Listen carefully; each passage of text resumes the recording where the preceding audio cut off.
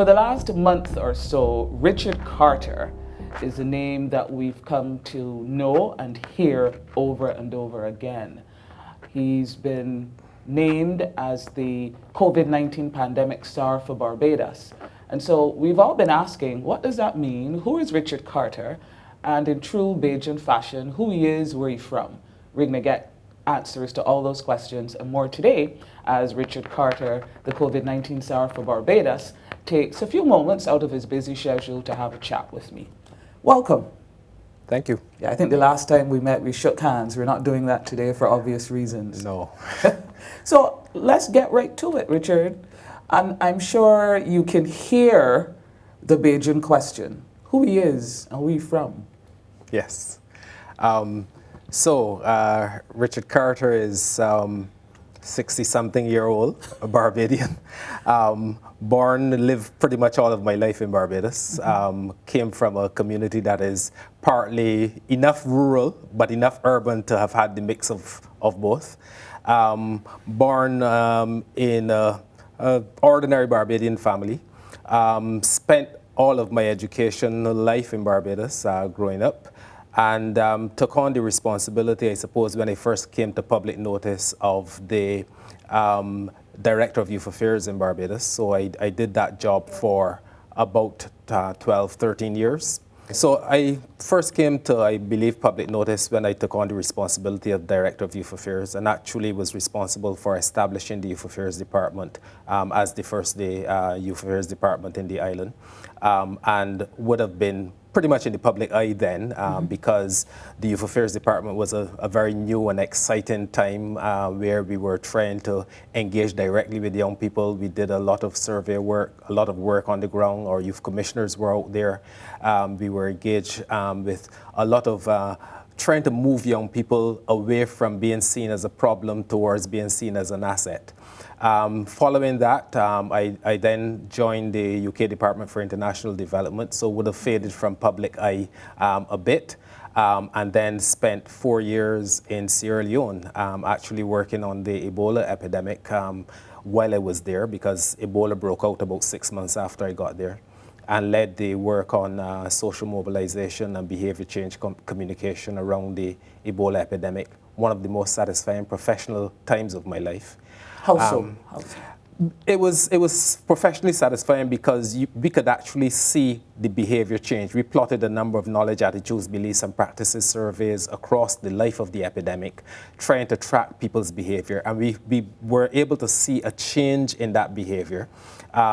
Over time, we were able to see that mapped onto the trajectory of the epidemic. So as people's behavior changed, so the epidemic reduced, or the levels of the epidemic reduced.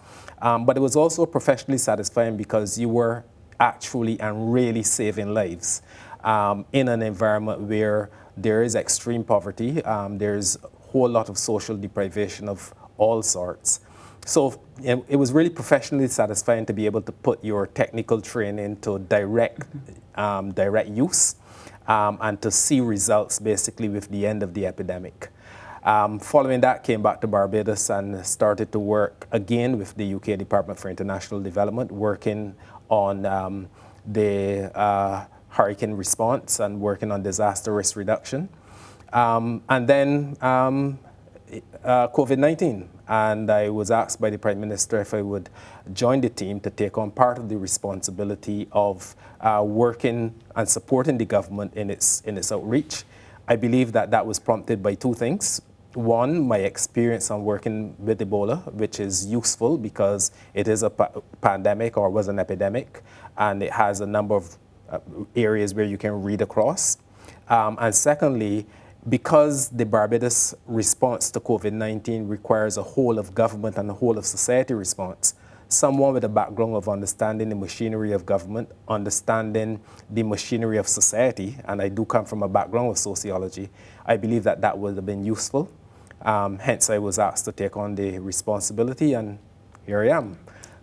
Now, Barbados is not Sierra Leone, so I will assume that there are lessons learned and practices coming out of your Ebola experience that you are putting to use in this scenario, the Barbadian response to COVID-19.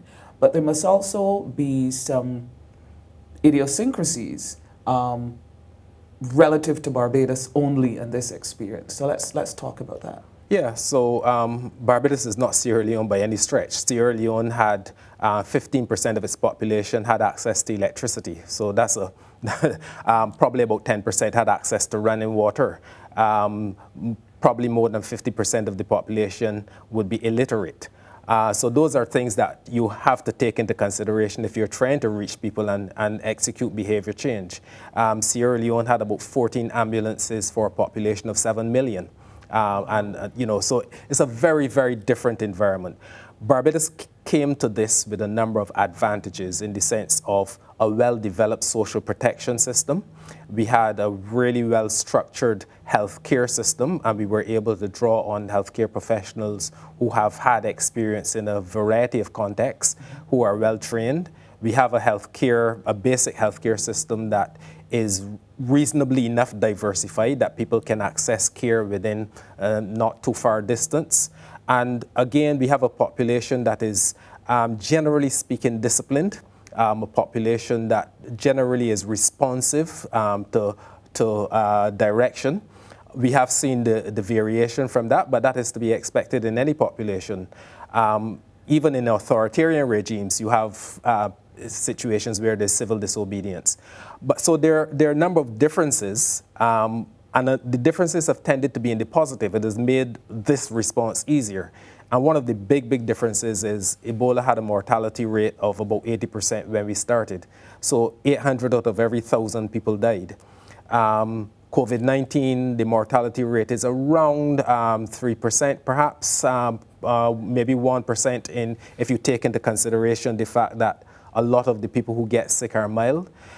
So that is like 1, perhaps to 30 in 100,000, in 1,000, which is a very different scenario. Okay. Now, let us look at all of the moving parts for which you are responsible on a daily basis. Yes, that is part of the challenge of doing the role. And I should say the title COVID-19 Czar is, it was a title that I would rather not have had and, because people have been bowing and doing all kinds of things. These are my friends. But I think the title or the role is essentially a coordination of the response across government and across civil society, generally speaking. Because, as I said, it does require a whole of government approach. So typically, my day would begin with getting briefings and getting information, catching up on emails that I would not have been able to see the night before or the morning before, depending on what time I got to bed. I try as much as possible to attend the Health Emergency Operations Center meeting, which is a standing meeting at 9:30 a.m. And that is where we get a lot of briefing in terms of what has happened the night before, in terms of testing, new cases, and in a couple of sad cases, new deaths. And it is also a strategy meeting where you plan and map out the strategy in terms of the evolving nature of the epidemic, because it is a very new, pandemic now. It is a very new pandemic. Then following that, there's almost certainly going to be calls to follow up with across government. There's a standing subcommittee of the cabinet, which basically meets again to discuss strategy and to look at the response as it is evolving. So how do we get food to people? How do we manage the challenge of crowds that we've been seeing in some places? How do we manage the range of governmental responses? How do we manage to reach out to those persons who are poor, who are elderly, to maintain levels of physical distancing while at the same time ensuring that the social protection measures that is necessary to keep them going are in place. Sometimes there is the need to do public media appearances, so I've now been thrust in the public eye again, much to my chagrin, but that is the reality. I think government wanted a bit of a consistent face of government in respect of the epidemic, and I've taken on that responsibility to try to communicate to Barbadians about what we are doing, what we are expecting. And then it is off to catch up on all of the emails I missed while all of that was happening, or all of the modern technology that is now flooding my phone with messages and WhatsApp messaging and so on. So it's normally a very hectic day with little space in between to kind of pause and reflect, and I tend to do that basically in the evening once I've gotten the meetings out of the way. All right. Now, those were the easy questions. Here come the hard ones. Do we have this thing under control? No, we do not. If we had it under control, we would be having 0 cases. So as long as there is an active case in Barbados, we have to constantly remind ourselves that this is a live operation, it is a live response, and we have to be on our guard to meet the constant evolution of the epidemic. What I will say, however, is that it has not gotten beyond our capacity to manage. So it has not outstripped our resources, either our human resources or our physical resources. And that is important because that is what has happened in many countries of the world. The epidemic has gone ahead of the capacity to respond. So you have more people needing respirators than you have respirators. You have more people needing critical care beds than you have critical care beds. You have more people needing to be admitted into hospital than you have those. More people needing to be tested than you have the capacity for testing. We are not there, and I do give great tribute to the government in terms of its forward planning. The planning for this started in January. There's a national preparedness plan for COVID-19 that was developed and approved by the cabinet way back in February. This was under preparation. So the work started very early, and we have constantly tried to keep ahead of the epidemic, even declaring stage 3 with the coming of a public health emergency a bit before other countries would have actually gotten there in order to maintain control. Now, you say that, but we on the outside, some of us see a different picture. We see you say A today, but then by this afternoon, you may be tweaking that a little bit or sometimes retracting it. Last week it was the whole very public treatment of people being able to access food and other necessities within the deadline for the shutdown. There's a whole question of whether it's a lockdown or a shutdown and those hours. So the challenge of being under constant scrutiny, and in these times, constant scrutiny thanks to social media and other new technologies. Yes, so that's a real challenge. I will say that any plan that does not allow for variation in a rapidly evolving situation like COVID-19 pandemic is a bad plan. So while there is a plan, there is the need to constantly evaluate that plan, evaluate the response to it, because although you know your society, there are behaviors sometimes that are exhibited that are inconsistent with what you are expecting or that are inconsistent with what people had done the day before. So if people basically follow the public health advice, then I think we are less threatened by the challenges that we see evolving. So even on the day when 24 or 36 hours notice was given of an impending shutdown of the supermarkets, even on that day, if people had basically still followed the public health advice, maintain 6 feet between yourself and the person in front of you, we would have had longer lines, but we would not have had the threat that was posed by people bunching together. And this is the same message that has been given from the very beginning and is being given today. One of the ways you protect yourself is to basically maintain that distancing, maintain respiratory hygiene, maintain hand washing, and so on. We welcome, I personally welcome challenge, I welcome constructive criticism, I welcome a variety of voices feeding into the mix, because nobody has a monopoly on knowledge, and in a situation where you're facing a new approach, a new epidemic, you will make mistakes, and you are subject to the widespread of knowledge that is available in Barbados. And I spoke about us being a disciplined, ordered, well-educated society. We have to take the benefit of all of that knowledge and information and throw it into the mix. What we obviously cannot countenance, however, and I've spoken about this a couple of times, is people using that education and knowledge and so on to destructive ends. So people who will go to the extreme of badging their comments with the mass head of legitimate public service agencies in order to create an air of legitimacy about fake news. Now that is obviously something that is criminal, if you were to be blunt about it. But we welcome constructive criticism. We've had to change and course correct, and that is to be expected. Any government that has not changed and course corrected would be basically facing its own demise. Now, another confusing aspect would be the directives. So you tell me to practice physical distancing, but then you tell me to stay at home. And once I'm at home, it's difficult to practice physical distancing because of the size of the home, the number of occupants, those kinds of realities. You're confusing me. No, if nobody in your home is COVID-19 positive, then you are a family, you're within the boundaries of your household, then you are safe. It is when you go out of that household. So you have to imagine that COVID-19 is at your front door or outside your front door. When you step out of the boundaries of your property, it is in those circumstances that you practice physical distancing. Well, then tell me that. Okay, and I think we've said that.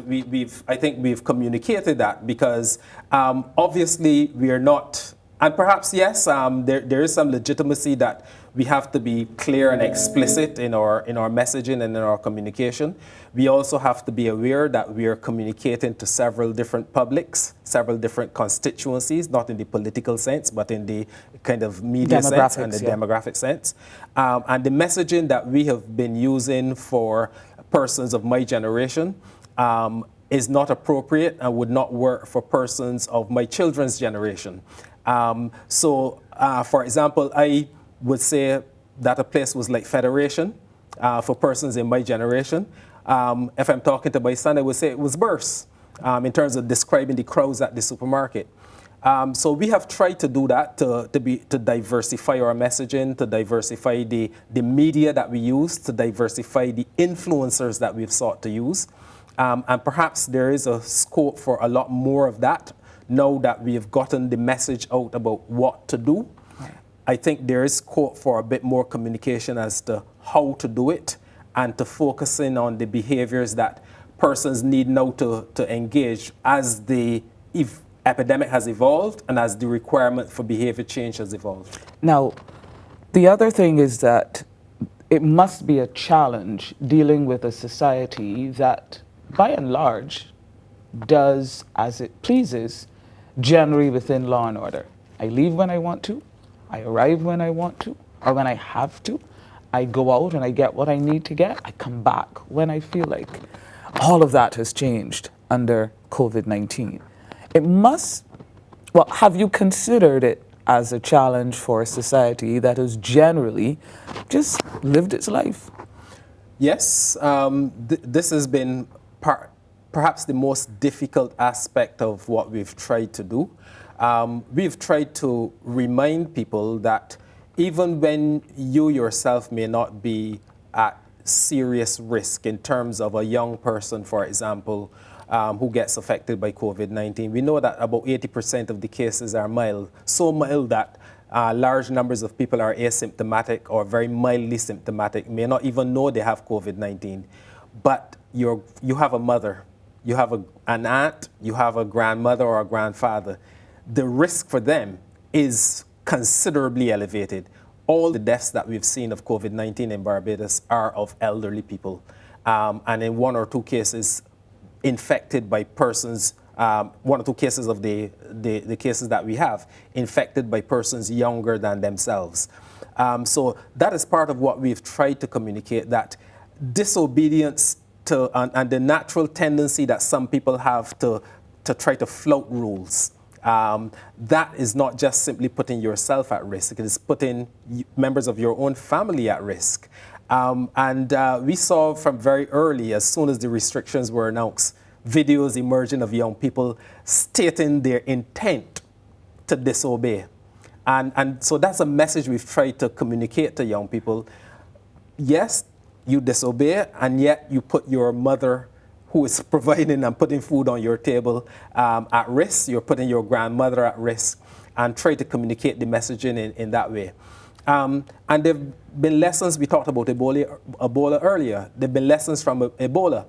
Under Ebola, persons were not allowed to touch their own relatives who died, because it was immediately post-mortem, after death, that the body was at its most infectious. So here you have a society that believes that if you don't send off your ancestor or your loved one in an appropriate way by washing and preparing the body, that body roams in the afterlife forever and torments you.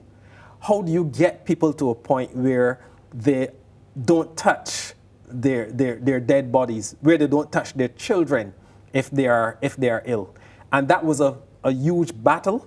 And similarly in Barbados, we are asking people to do things that are not in their natural instinct. We are asking people to do things that is contrary to what they've had and enjoyed for a long period of time. We are fortunate to live in a society that provides us with immense freedoms, but those freedoms are the very things that something like coronavirus can exploit. Right. Now, you tell me that most of us, most of the cases of coronavirus will probably just be mild.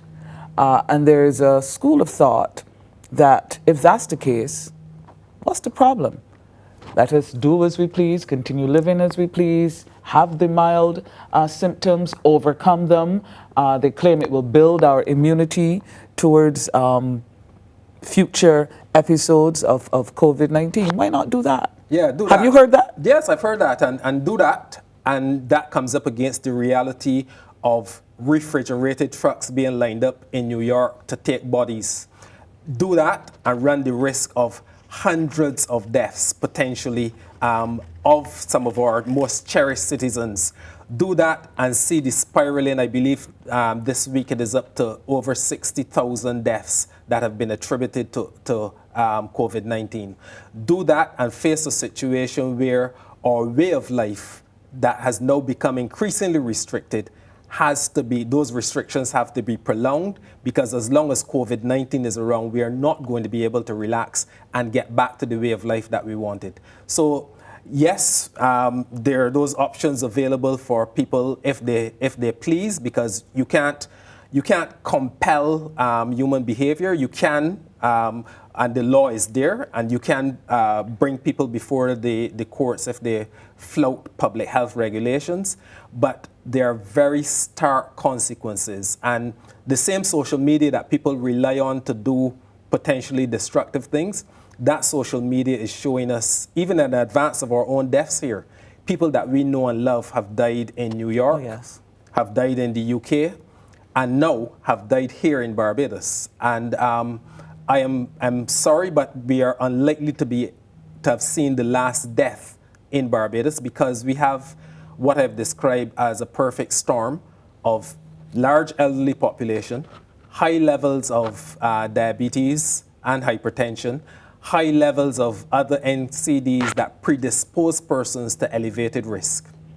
Now, that comment may very well come back to haunt you. We most likely have not seen the last death.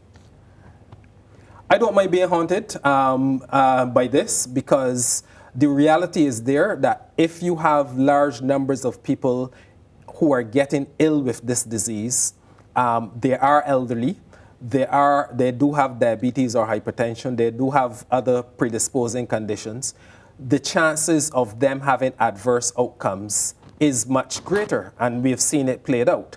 I would love to be proved wrong that we've seen the last death, but the reality that is before me, we have, at last count, 3 people who've had to be ventilated, and people are placed on ventilators if they're really, really ill and they're not able to breathe on their own.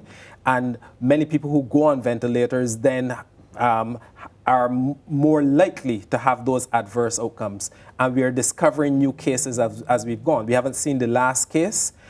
So I would love to be proved wrong, but the reality and what I'm seeing before me tells me that we probably will have more deaths in Barbados. The medical services, and we haven't spoken about those, have been doing such a fantastic job in terms of protecting life and so on.